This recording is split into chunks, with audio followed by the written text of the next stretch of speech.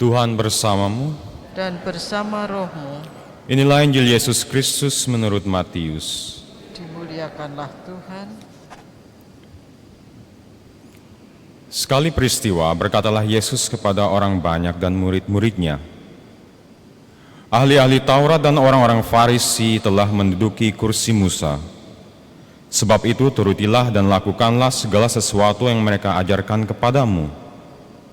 Tetapi janganlah kalian turuti perbuatan mereka, karena mereka mengajarkan, tetapi tidak melakukannya.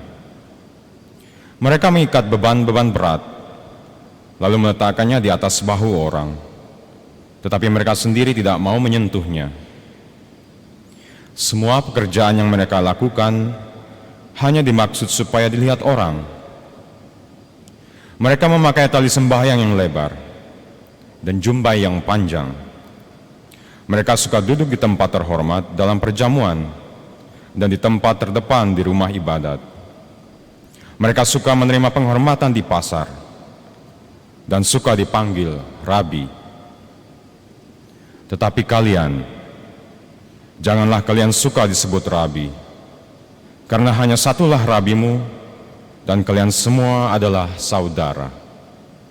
Dan janganlah kalian menyebut siapapun Bapa di bumi ini, karena hanya satu Bapamu, yaitu Dia yang di surga.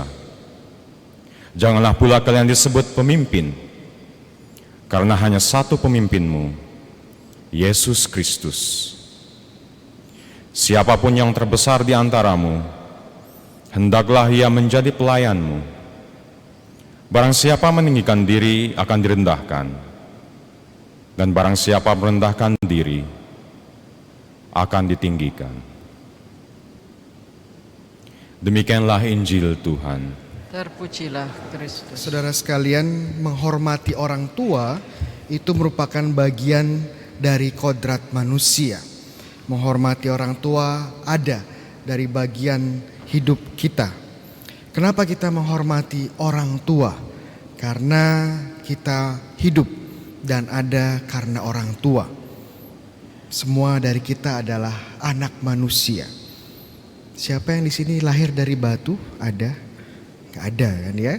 Atau merasa diri sebagai anak kucing karena mukanya mirip kucing? Ada mungkin? Gak ada ya. Kita semua anak manusia karena kita terlahir dari orang tua manusia. Oleh karena itu kita menghormati orang tua.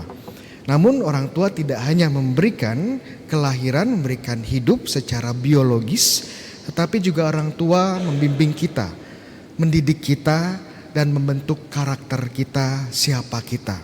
Sehingga kita pun menghormati mereka. Oleh karena itu Tuhan sendiri menetapkan dalam 10 perintah Allah untuk menghormati orang tua. Suster, menghormati ibu bapak perintah keberapa? Perintah ke-13?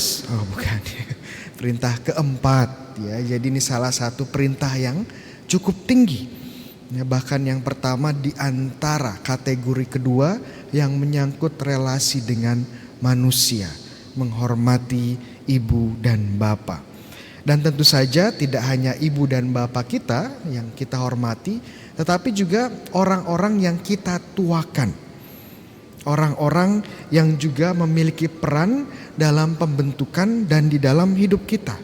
Mereka juga seperti orang tua, makanya kita hormati juga. Orang-orang ini seperti para guru ya, guru-guru kita hormati. Karena mereka membentuk ya pola pikir kita, memampukan kita untuk menjadi orang yang lebih baik, karakter dan intelektual. Kita juga menghormati para pemimpin kita karena mereka membimbing hidup kita.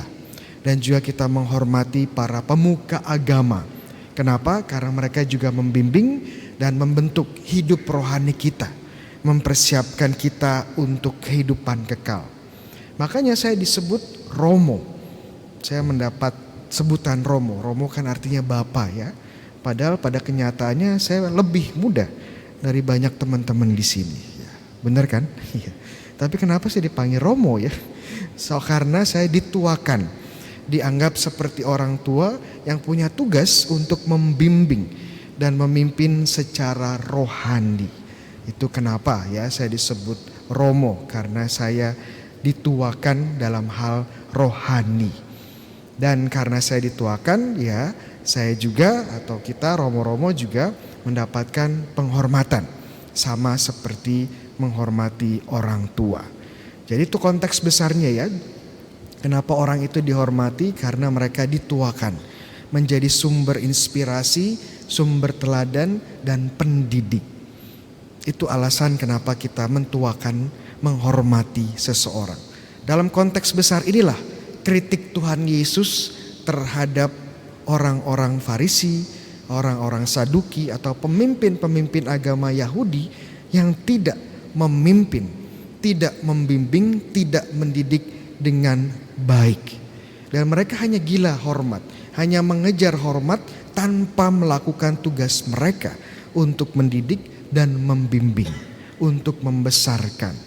Mereka hanya ingin dihormati dari pakaian yang mereka pakai, dari jubah yang mereka pakai, ya, dari posisi tempat duduk mereka, mereka ingin dihormati, dari posisi jabatan mereka, mereka ingin dihormati.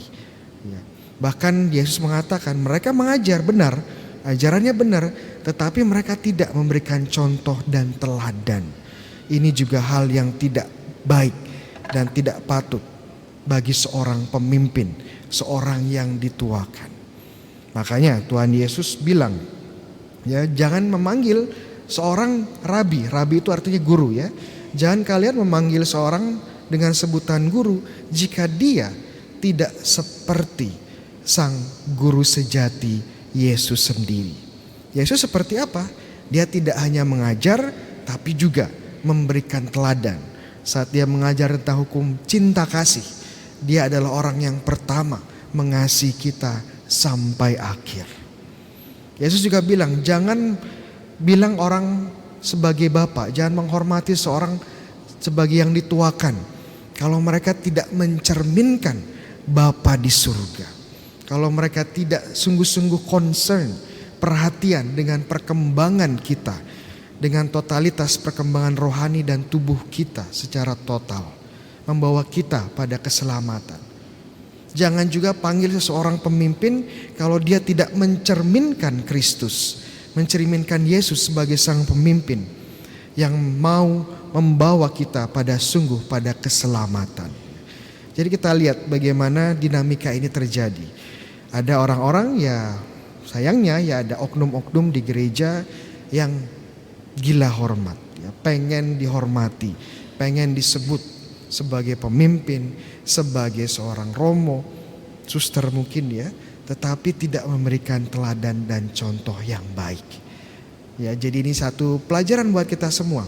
Sebagai orang tua, apakah kita sudah mendidik anak kita dengan teladan yang baik, menjadi sumber inspirasi yang patut dicontoh, sehingga anak kita sungguh memanggil kita orang tua dan menghormati kita karena kita memberi teladan.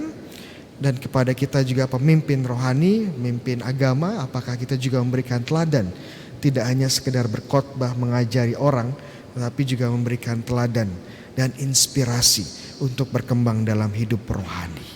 Ini pertanyaan kita pada hari ini. Apakah kita layak mendapatkan penghormatan, ataukah sebenarnya kita hanya gila hormat tanpa melakukan panggilan dan tugas kita? Amin.